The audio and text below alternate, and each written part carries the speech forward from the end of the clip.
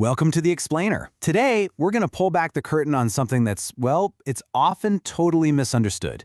We're talking about magic and divination in early Islam. Okay, so when I say the word magic, what pops into your head? Probably stuff from movies, right? Witchcraft, demonic pacts, dark curses. But the historical reality in early Islam? It was worlds away from that. The whole point wasn't about casting evil spells, it was about getting God's help, getting some divine protection. It's almost better to think of it as a supercharged prayer.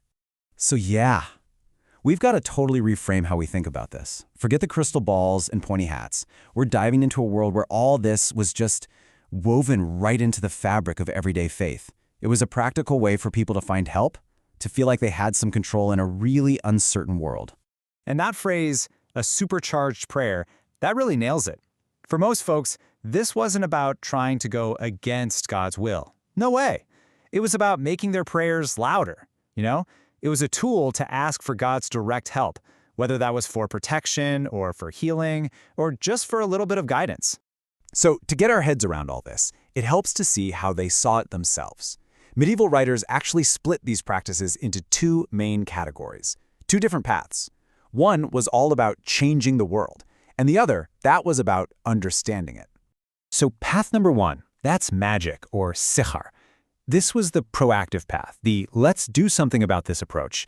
The whole goal was to actively change what was happening to you. Maybe ward off sickness, protect yourself on a long trip, or just try to get a little good luck on your side.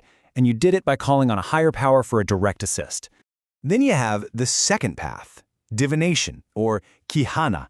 This is totally different. This wasn't about changing things. It was just about knowing things, trying to get a little peek behind the curtain at what's to come.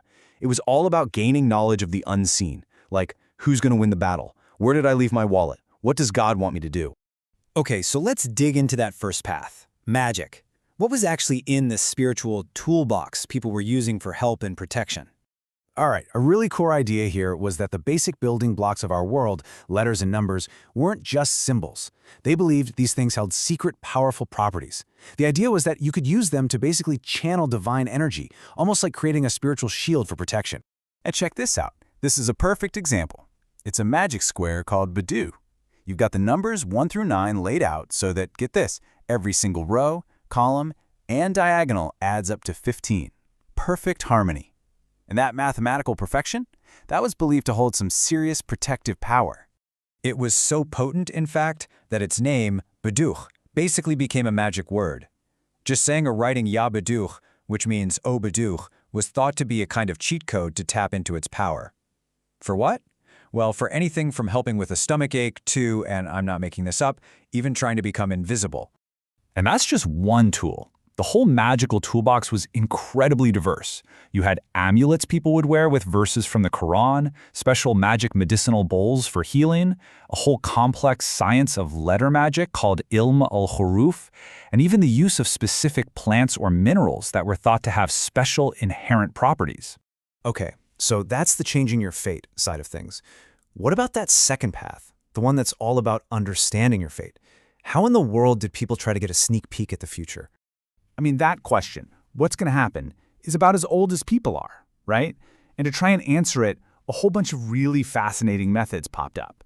Everything from super scholarly, complex systems to stuff that anybody could do.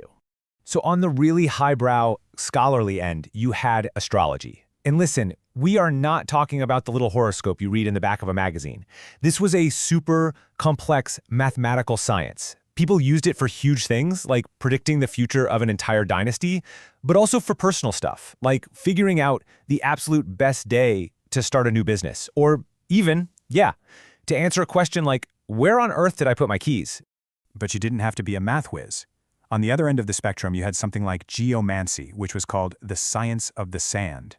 It was way more accessible. No complicated star charts needed. It was basically a system of making random dots in the sand or on paper, and then interpreting the figures you made from them. And because it was so much simpler, it was super popular with pretty much everyone. And the list just goes on and on. People looked for answers everywhere. They'd interpret dreams, they'd look for patterns on the shoulder blades of sheep, that's a real one, scapulomancy. They'd cast lots to make a decision, or even just open the Quran to a random page, hoping a verse would give them the guidance they were looking for. But hold on, this doesn't mean it was a total free-for-all. All of this was happening inside a deeply religious world, which meant there was a constant debate going on. Scholars were always arguing about what was okay, what was permissible, and what really crossed a line.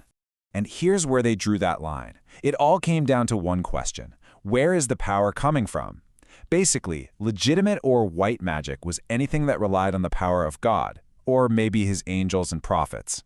That was generally seen as okay. The big problem, the illicit or black magic, was when you started trying to call on other things, jinn, demons, or planetary spirits. That's when you were treading on dangerous ground. And this wasn't just some abstract theological debate. We have this quote from the great 14th century historian Ibn Khaldun, who basically said that lots of city dwellers who needed a job would turn to sand divination to make a living. It just goes to show you this was real life. It was part of the economy. It was a profession for people trying to get by. So what's the big takeaway here? I think it's that magic and divination in early Islam weren't some weird fringe activity happening in the shadows. Not at all. From the highest level scholar advising a king to the everyday person in the marketplace, these practices were a totally integrated part of life. They were a real, practical way for people to navigate all the unknowns that life throws at you. Which kind of leaves us with one last thought, doesn't it? I mean, think about it. We all have our own toolboxes for dealing with uncertainty today, right? We have data analytics, financial forecasts, we have weather apps on our phones. The tools are obviously way different, but that fundamental human need, that desire to know what's coming and to protect ourselves from it, has that really changed one bit?